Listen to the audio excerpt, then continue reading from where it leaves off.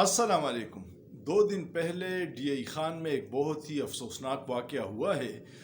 Army के एक lieutenant colonel Khalid को उनके 2 भाइयों और एक भांजे समेत मस्जिद से तालिबान ने अगवा किया है और अब उनकी एक वीडियो बयान आई है। सिलसिला क्या है ये मैं आपको तफसील बताऊंगा, लेकिन इससे पहले अगर आपने ये चैनल सब्सक्राइब नहीं किया उसको सब्सक्राइब कीजिएगा और फायरवॉल को नाकाम बनाने के लिए वीडियो पूरी देखिए, इसको लाइक कीजिए, कमेंट कीजिए और शेयर कीजिए ताकि हुकूमत की जो कोशिशें हैं आवाज़ों को दबाने की उसको नाकाम बनाया जा सके।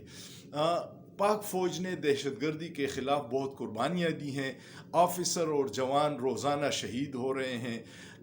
लेफ्टिनेंट कर्नल खालिद के वालिद साहब फ़ौत हुए थे और वो अपनी वालिद की फ़ौतगी पे अपने गांव में थे। वहाँ मस्जिद में उनकी फिर फातिहा हो रही थी। उस दौरान लोगों की मौजूदगी में कुछ लोग आए हैं और उनको उठा के ले गए हैं।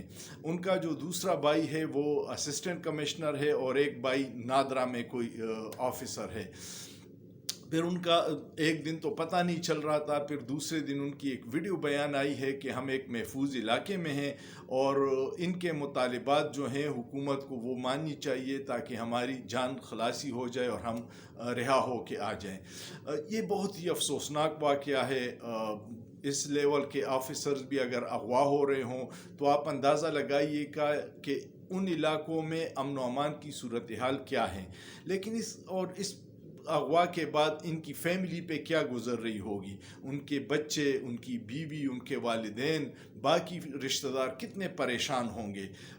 ये वाक़या किसी के साथ भी हो जाए तो पूरी फैमिली डिस्टर्ब होती है।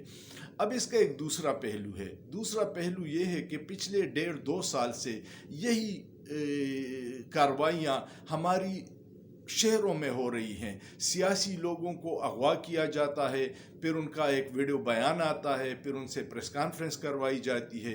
10-10 20-20 दिन तो पता नहीं चलता। उनकी फैमिली भी उसी अजाब से गुजरती है जिस तरह इस वक्त कर्नल खालिद साहब की फैमिली गुजर रही है। ये इंतहाई अफसोसनाक है। अगर इस्लामाबाद और लाहौर और शहरों से लोगों को अगवा किया जाता है, लापता किया जाता है, इस वक्त बहुत सारे सियासी कारकुन लापता हैं, उनकी फैमिली भी उसी अजाब से गुजर रही है जिस अजाब से कर्नल खालिद साहब की फैमिली गुजर रही है। खुदारा इस मुल्क को अपना समझिए।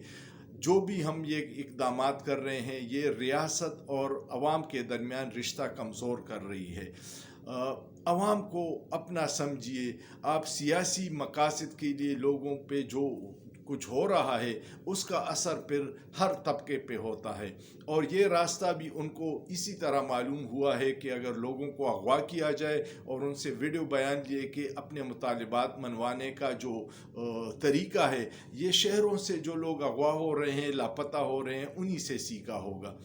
अल्लाह पाकिस्तान और पाकिस्तानियों को अपने हिफ्ज़ अमान में रखे। लेकिन जो अरबाब इख्तियार है, जो फ़ैसला साज हैं, खुदारा सिक्योरिटी पे तवज्जो दीजिए। बलूचिस्तान जल रहा है, फाटा में हालात ये है कि आर्मी के ऑफिसर्स अगवा हो रहे हैं और हमें सियासत से फुर्सत नहीं है।